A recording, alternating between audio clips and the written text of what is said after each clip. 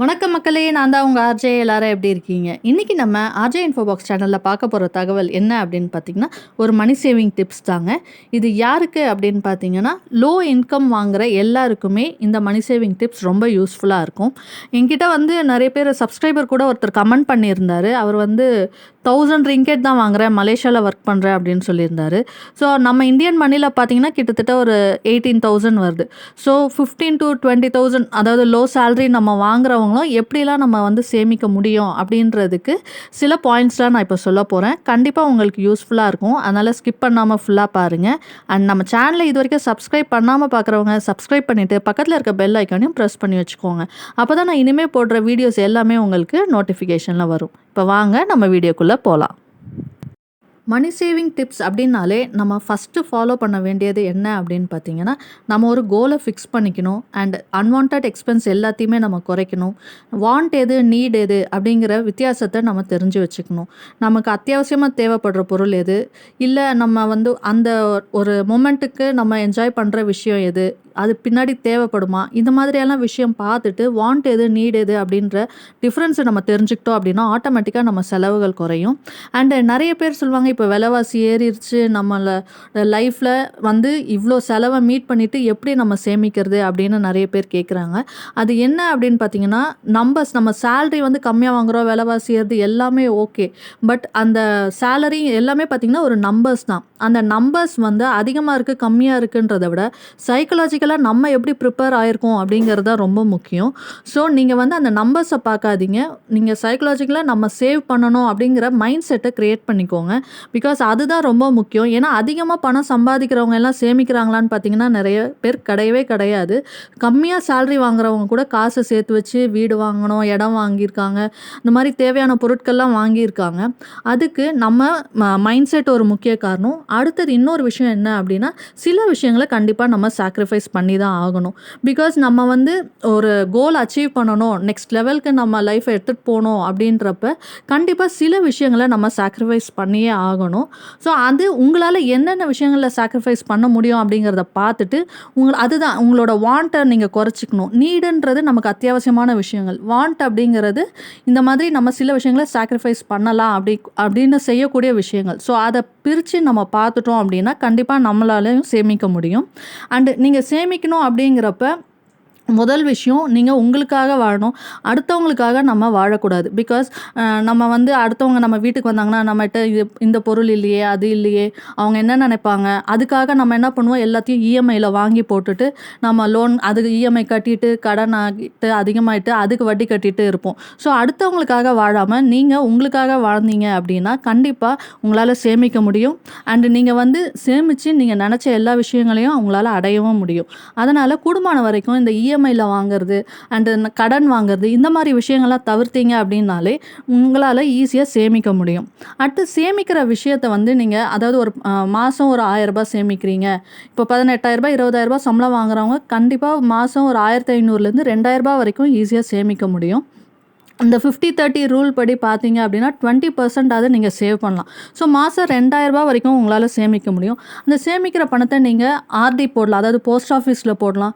Post ஆஃபீஸில் போட்டிங்கன்னா RT வந்து 5 இயர்ஸ்க்கு போடணும். ஸோ உங்களால் எடுக்க முடியாது. ஸோ 5 இயர்ஸ் நம்ம ஆரம்பிச்சிட்டோன்னா கட்டணும் அப்படின்ட்டு நம்ம மாதம் பணத்தை போடுவோம். அதுக்கு அவங்க கொடுக்குற ரேட் ஆஃப் இன்ட்ரெஸ்ட் பார்த்திங்கன்னா 5.8% இன்ட்ரெஸ்ட் கொடுக்குறாங்க இப்போ. ஸோ நமக்கு 5 வருஷத்தில் லம்பாக ஒரு அமௌண்ட்டு கிடைக்கும். ஸோ அதில் இது பண்ணலாம். இல்லை நீங்கள் பேங்க்லேயே கூட ஆர்டி இருக்குது. 1 இயர் 2 இயர்ஸ் 3 இயர்ஸ்னு இருக்குது. ஸோ நீங்கள் அதுலேயும் உங்கள் பணத்தை போடலாம். அது மூலயமா நமக்கு இன்ட்ரெஸ்ட்டும் கிடைக்கும், நம்ம பணமும் வந்து சேமிக்க முடியும். ஸோ அதை வந்து ஃபாலோ பண்ணலாம். அடுத்தது நம்ம கம்மியாக சேலரி வாங்குறவங்க இன்னொரு விஷயம் என்ன பண்ணணும் அப்படின்னு பார்த்தீங்கன்னா, நீங்கள் உங்கள் சேலரிக்கு ஏற்ற மாதிரியான வீடு, இப்போ வாடகை வீட்டில் சொந்த வீட்டில் இருந்தீங்கன்னா பிரச்சனை இல்லை. இன்கேஸ் வாடகை வீட்டில் இருக்கீங்க அப்படின்னா கண்டிப்பாக வாடகை வந்து நீங்கள் கம்மியான வாடகையில் உங்கள் எத்தனை பேர் இருக்கீங்களோ அதுக்கேற்ற மாதிரி தேவையான அளவு உள்ள வீட்டில் நீங்கள் வாடகைக்கு போனீங்க அப்படின்னா உங்களுக்கு ரெண்ட்டு கம்மியாக இருக்கும். அது மட்டும் இல்லாமல் நீங்கள் இருக்கிற இடம் எங்கே அப்படிங்கிறதையும் பார்த்துக்கோங்க. பிகாஸ் நீங்கள் வந்து மெயினில் இருக்கீங்க அப்படின்னா வாடகை அதிகமாக இருக்கும் சிட்டியில் அந்த மாதிரி. இதே கொஞ்சம் நீங்கள் இன்டீரியரில் போனீங்க அப்படின்னா உங்களுக்கு நிறைய வசதியோட கம்மியான வாடகையிலே வீடு கிடைக்கும். ஸோ அது மாதிரியும் நீங்கள் பார்த்துக்கலாம். அது அந்த வாடகை மட்டும் இல்லை, நீங்கள் லீஸுக்கு போனீங்க அப்படின்னா இன்னுமே நிறைய காசை நீங்கள் மிச்சப்படுத்த முடியும். நான் நிறைய money saving ideas, money saving சேலஞ்சஸ்லாம் போட்டிருக்கேன்.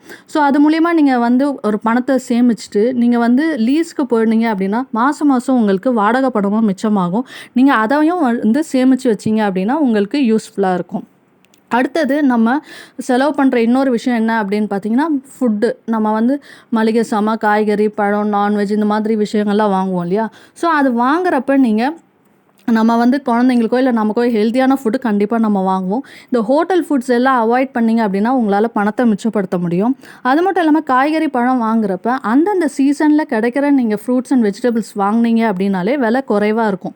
ஏன்னா நம்ம ஆப்பிள் தான் வாங்கணும் அப்படின்ட்டு போனோம்னா கண்டிப்பாக விலை கூட தான் இருக்கும். அதே நியூட்ரிஷன்ஸ் உள்ள நிறைய ஃப்ரூட்ஸ் இருக்குது. அந்த சீசனில் வர ஃப்ரூட்டை நம்ம வாங்கினோம் அப்படின்னா விலை கம்மியாக இருக்கும், நம்ம ஆரோக்கியமாகவும் இருக்கும். காய்கறிலையும் அதே மாதிரி தான் நிறைய விஷயங்கள் இருக்குது. ஸோ நமக்கு சீஸ்னல் ஃப்ரூட்ஸ் அண்ட் வெஜிடபிள்ஸ் நம்ம வாங்கினோம் அப்படின்னா அதில் நிறைய காசை மிச்சப்படுத்த முடியும். அண்டு ஜென்ட்ஸ் வந்து பார்த்திங்கன்னா இப்போ மோஸ்ட்லி வெளியில் போகிறாங்க அப்படின்னா ஒரு டீ, காஃபி இல்லை ஏதாவது ஒரு ஜங்க் ஃபுட் அந்த மாதிரி எடுத்துக்கிறாங்க அப்படின்னா அந்த செலவை கூட குறைக்கலாம். பிகாஸ் அது அவங்களுக்கு அன்ஹெல்தியும் கூட. அதனால் மெடிக்கல் எக்ஸ்பென்சஸ் அதெல்லாம் வர்றதை கூட நம்ம தவிர்க்கிறதுக்கு இந்த மாதிரி சின்ன விஷயம், அவன் ஒரு நாளைக்கு 10 ரூபாய் 20 ரூபா தான் செலவு பண்ணுறேன் அப்படின்னு அவங்க சொல்லலாம். பட் அதுவே நீங்கள் ஒரு மாதத்துக்கு கணக்கு பண்ணிங்கன்னா கிட்டத்தட்ட 500 ரூபா 1000 ரூபா கிட்ட செலவு பண்ணுற மாதிரி இருக்கும். அவங்கள அதை எழுதி வச்சு பார்த்தாங்க அப்படின்னா ஆட்டோமேட்டிக்காக அவங்களே அந்த செலவை கூட குறைக்கலாம். ஸோ அந்த மாதிரி விஷயத்துலையும் நம்ம வந்து கட் பண்ணோம் அப்படின்னா நம்ம வந்து செலவையும் குறைக்க முடியும், சேமிப்பையும் அதிகப்படுத்த முடியும். அண்டு இன்னொரு விஷயம் என்ன அப்படின்னு பார்த்தீங்கன்னா, நீங்கள் மெடிக்கல் இன்சூரன்ஸ் வந்து போட்டு வச்சுக்கிறது நல்லது. எல்லாருக்குமே வந்து மெடிக்கல் இன்சூரன்ஸ் வந்து தேவை. பிகாஸ் யாருக்கு எப்போ எப்படி ஆகும் செலவு அப்படின்னு சொல்ல முடியாது. சடனாக நமக்கு ஒரு அன்எக்ஸ்பெக்டடாக ஒரு மெடிக்கல் எக்ஸ்பென்ஸ் வருது அப்படின்னா நம்ம ஆல்ரெடி கம்மியாக சேலரி வாங்குகிறோம். ஸோ நமக்கு வந்து எந்த இன்சூரன்ஸ் நம்ம ப்ரைவேட் கம்பெனியில் இல்லை அப்படின்னாலும் நம்ம இந்த மெடிக்கல் இன்சூரன்ஸ் போட்டு வச்சுருந்தோம் அப்படின்னா அந்த எமர்ஜென்சி டைமில் கண்டிப்பாக நமக்கு அது வந்து யூஸ்ஃபுல்லாக இருக்கும். ஏன்னா இல்லாத டைமில் நம்ம மொத்தமாக அந்த பணத்தை செலவு பண்ணும் போது அதில் நமக்கு மன உளைச்சல் ரொம்ப அதிகமாக இருக்கும். இதுவே நீங்கள் மெடிக்கல் இன்சூரன்ஸ் எடுத்துட்டீங்க அப்படின்னா உங்களுக்கு ஒரு கான்ஃபிடென்ஸ் இருக்கும். நமக்கு என்னன்னாலும் நம்ம வந்து உடம்ப நம்ம பார்த்துக்கணும். ஏன்னா ஃபஸ்ட்டு நம்ம வந்து ஹெல்த்தியாக இருக்கணும். அதுக்கு தேவையான விஷயங்களை நம்ம கண்டிப்பாக செய்யணும். இதில் வந்து காம்ப்ரமைஸ் பண்ண முடியாது. ஸோ எல்லாருமே கண்டிப்பாக மெடிக்கல் இன்சூரன்ஸ் எடுத்து வச்சுக்கோங்க. அது உங்களோட செலவுகளையும் நிறைய நேரத்தில் குறைக்கிறதுக்கு யூஸ்ஃபுல்லாக இருக்கும். அண்டு சேலரி ரொம்ப கம்மியாக இருக்குது, இப்போ 15,000 கம்மியாக இருக்குது, 10,000 தான் வாங்குகிறேன், 12,000 தான் வாங்குகிறேன் அப்படிங்கிறவங்க தயவு செஞ்சு நீங்கள் பார்ட் டைம் ஜாப்ஸ் போகிறதுக்கு ட்ரை பண்ணுங்கள். பிகாஸ் இப்போ மார்னிங்லேருந்து நீங்கள் ஈவினிங் வரைக்கும் ஒர்க் பண்ணுறீங்க அப்படின்னா ஈவினிங் வந்ததுக்கப்புறம் உங்களுக்கு இருக்கிற டைமில் என்ன மாதிரியான வேலை உங்களுக்கு தெரியுமோ, உங்களுக்கு அதாவது க்ரியேட்டிவாக ஸ்கில்ஸ் ஏதாவது இருக்குது அப்படின்னா கண்டிப்பாக அதை யூஸ் பண்ணி ஏதாவது ஒரு பார்ட் டைம் ஜாப் போங்க. உங்களுக்கு டிரைவிங் தெரியும் அப்படின்னா பார்ட் டைம் இந்த கால் டிரைவர்ஸ் இருக்குது, இல்லை வீக்கெண்ட் டிரைவிங் அந்த கால் டிரைவர்ஸ் ஜாப் இருக்குது, அது மாதிரி போகலாம். இல்லை ஒரு 2 வீலர் வச்சுருக்கீங்க அப்படின்னா இப்போ ரேப்பிடோலாம் வருது. ஸோ நீங்கள் வந்து அந்த டைமை யூஸ் பண்ணி அதில் வந்து மாதம் ஒரு 2000 3000 நீங்கள் வந்து அதில் சம்பாரிச்சிங்க அப்படின்னா அந்த பணத்தையும் நீங்கள் வந்து சேவ் பண்ணி வைக்கலாம். ஸோ அது உங்களுக்கு எக்ஸ்ட்ரா மணி தான். ஸோ அந்த மணியை நீங்கள் சேவ் பண்ண முடியும். இல்லை இந்த மாதிரி ஆன்லைன் இதாக இருக்குது இல்லைங்களா, ஃபுட்டு இதெல்லாம் ஸ்விக்கி, ஜொமேட்டோ இந்த மாதிரியான ஆன்லைன் ஜாப்ஸ் இருக்குது இல்லையா, ட்ராவல் பண்ணுறது அந்த மாதிரி விஷயங்கள்லையும் நீங்கள் வந்து ட்ரை பண்ணலாம். இல்லை உங்களுக்கு ஏதாவது டெய்லரிங் தெரியும், இல்லை டீச்சிங் உங்களுக்கு வந்து தெரியும் அப்படின்னா டியூஷன்ஸ் எடுக்கிறது இந்த மாதிரியான விஷயம்லாம் நீங்கள் வந்து பார்ட் டைமாக பண்ணிங்க அப்படின்னா உங்களுக்கு எக்ஸ்ட்ரா இன்கம் கிடைக்கும். பிகாஸ் நம்ம மேக்ஸிமம் நம்மளோட இன்கம்மை வந்து அதிகப்படுத்தணும் அப்படின்னாலே ஆட்டோமேட்டிக்காக நம்மளோட சேவிங்ஸும் வந்து அதிகமாகும். ஸோ நீங்கள் உங்கள் இன்கமையும் அதிகப்படுத்துங்க, உங்களோட தேவையில்லாத செலவுகளை குறைங்க. அப்போ உங்களால் கம்மியாக சம்பளம் வாங்கினாலும் அதிகமாக சேமிக்க முடியும்.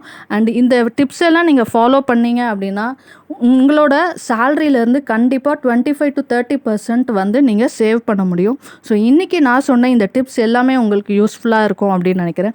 இது இல்லாமல் நம்ம சேனலில் நிறைய மணி சேவிங் ஐடியாஸ், சேலஞ்சஸ் எல்லாமே போட்டிருக்கு, கோல் சேவிங் ஐடியாஸ் எல்லாமே இருக்குது. ஸோ அதெல்லாம் பார்க்கணுன்னா நம்ம சேனல் பிளேலிஸ்ட்டில் இருக்குது.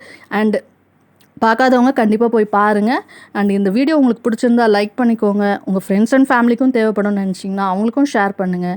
இது வரைக்கும் நம்ம சேனலை சப்ஸ்கிரைப் பண்ணாதவங்க சப்ஸ்கிரைப் பண்ணிவிட்டு பக்கத்தில் இருக்க பெல் ஐக்கானையும் ப்ரெஸ் பண்ணிக்கோங்க. அப்போ தான் இனிமேல் நான் போடுற வீடியோஸ் எல்லாமே உங்களுக்கு நோட்டிஃபிகேஷனில் வரும். இன்னொரு நல்ல தகவலோடு சந்திக்கிறேன். அதுவரை உங்களிடமிருந்து விடைபெறுவது உங்கள் ஆர்ஜே. நன்றி, வணக்கம்.